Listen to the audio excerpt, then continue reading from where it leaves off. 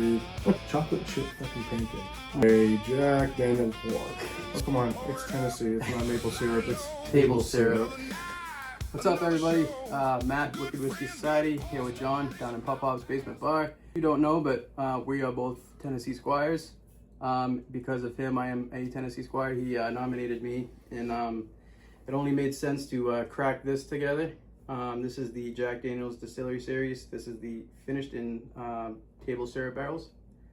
I'm excited for this one. I know you got sour mash one before.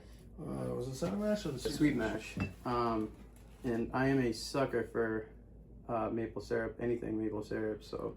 Oh, come on, it's Tennessee. It's not maple syrup. It's table syrup. And I've been wanting to crack this. We've had this for a bit, and we've kind of just been waiting for the right time. And it only seems fit. So you do the honors. It's your bottle. Well, it's a fresh crack.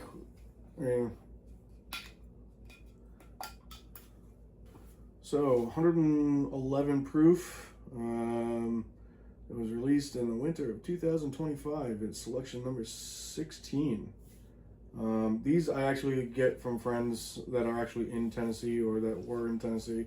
They know that I'm a Squire and I'm a Jack Daniel's whore.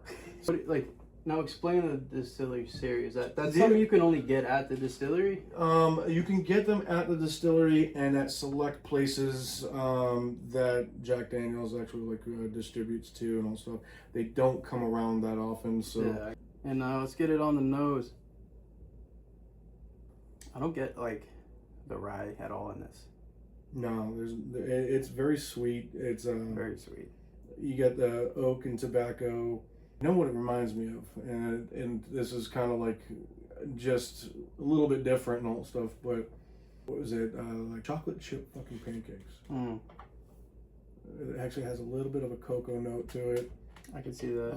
But you get like a sweet kind of mapley kind of and all stuff, but at the same time you're at your grandparents' house and they're actually like freaking, plowing down a few cigarettes or something like that. You get that tobacco, right, or pipe tobacco kind of note to it. And remember, tasting notes and all stuff are all suggestive, so I might be just talking out my ass.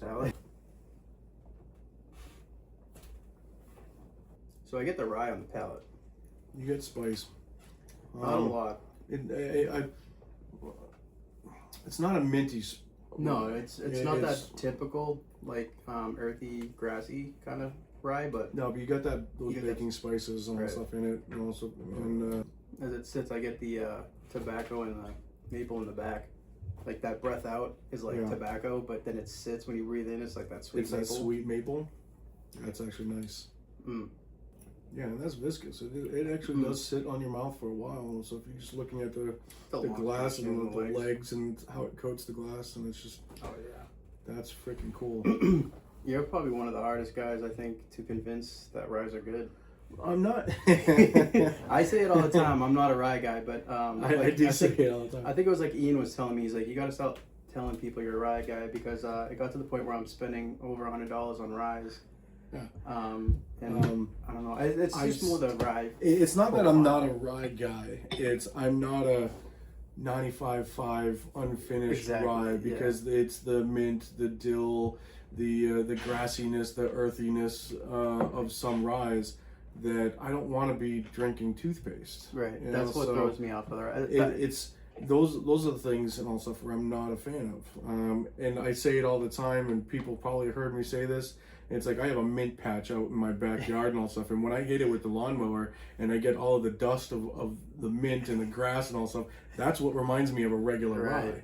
But there's so many good ryes. I mean, when I went to Kentucky, they shoved down so many freaking ryes down my throat that I actually have had more ryes in those 3 days than I have in 2 years, because I never considered myself a rye guy.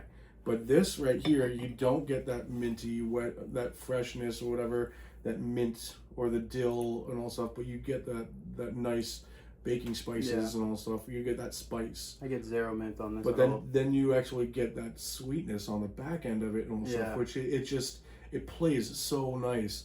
And kudos to Jack for putting this together, because this is. I love how different these Distillery series are too, because They're experimental bottles, so it's they're playing with stuff Right. and just trying it out. And I can't say that I haven't had a lot of them, but this is probably one of my favorite right now.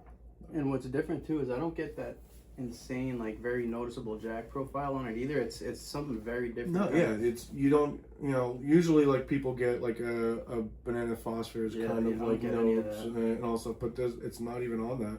So which is different because I mean, you blind these and stuff. I don't know if I would have said this was a Jack product either. No. I think if you could literally just throw in a Luxardo cherry and all stuff and call this an old fashioned. Yeah. So Yeah. it's just by itself. Yeah, exactly. Might have to try that now. We could do that. Make an old fashioned with me. Episode coming soon.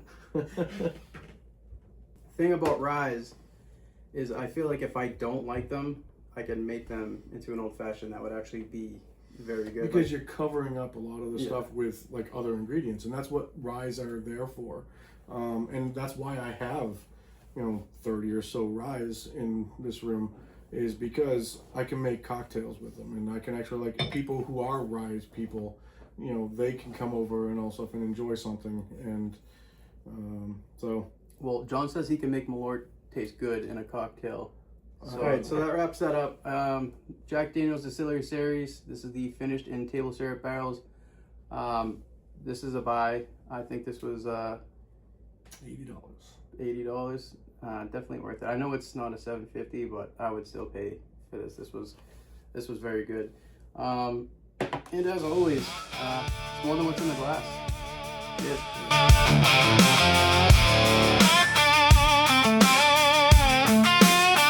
Pour it up, light it low. Another night, another show.